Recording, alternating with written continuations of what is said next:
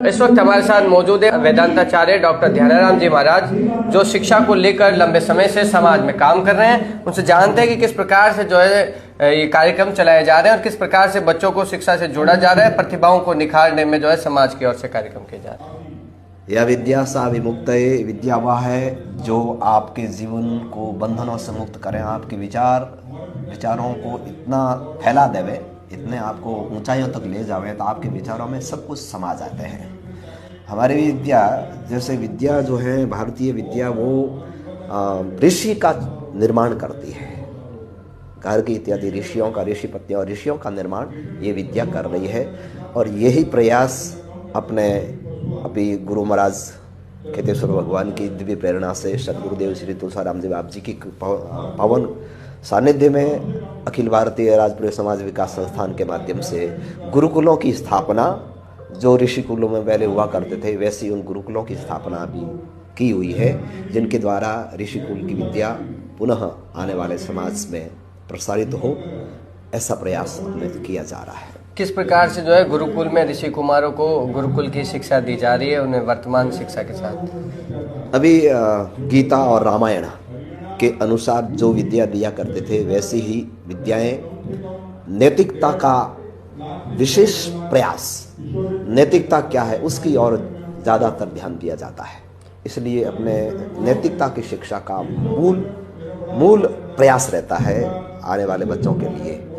नैतिकता है, धर्मनिष्ठ शिक्षा ही व्यक्ति के जीवन को सुखी और शांति और समृद्धिमय बना सकता है।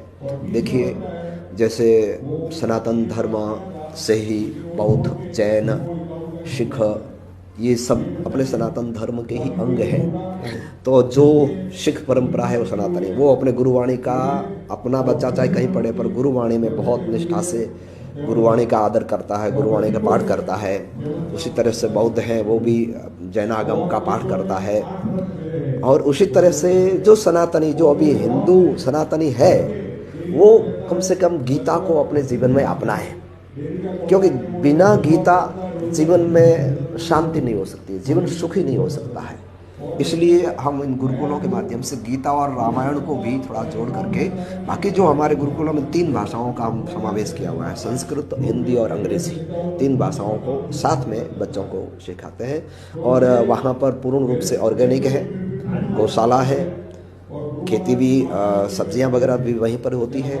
इस तरह का प्रयास, एक नवाचार, प्राचीन शिक्षा है, कोई नई शिक्षा नहीं है, प्राचीन शिक्षा को ही नई तरीके से पेश कर रहे हैं। आज के समय में जो है नैतिक मूल्यों में जहां गिरावट नजर आ रही है, वहीं छोटी छोटी बातों पे लोग आत्महत्या जैसा कदम भी उठा लेते हैं। तो जो नई शिक्षा में जिक्र किया गया है, रामायण गीता की पढ़ाई शुरू हो, तो इसके माध्यम से क्या कहेंगे आप?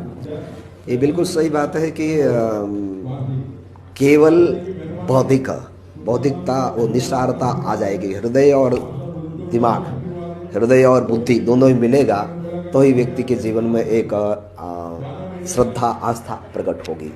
इसलिए इन गीता और रामायण का स्वाध्याय होगा, नैतिक मूल्यों का स्वाध्याय होगा, तो ये सब समस्याएं अपने आप खत्म हो जाएगी। व्यक्ति को ये समझ में आएगा कि नहीं, मैं केवल मैं नहीं हूँ, मेरे साथ में पूरा ये वसुधैव कुटुंब की भावना उसके अंदर जागृत होगी। इसलिए ये अपने गुरुकुलों के माध्यम से प्रयास किया जा रहा है। इस पूरे समाज को आप क्या सीख देना चाहेंगे? मैं इस पूरे समाज को यही सीख देना चाह रहा हूँ कि जो हमारे कुल गुरु खेताराम जी बाप जी का और ऋषियों का जो संदेश है, उन व्यापक संदेश को अपने जीवन में धारण करें।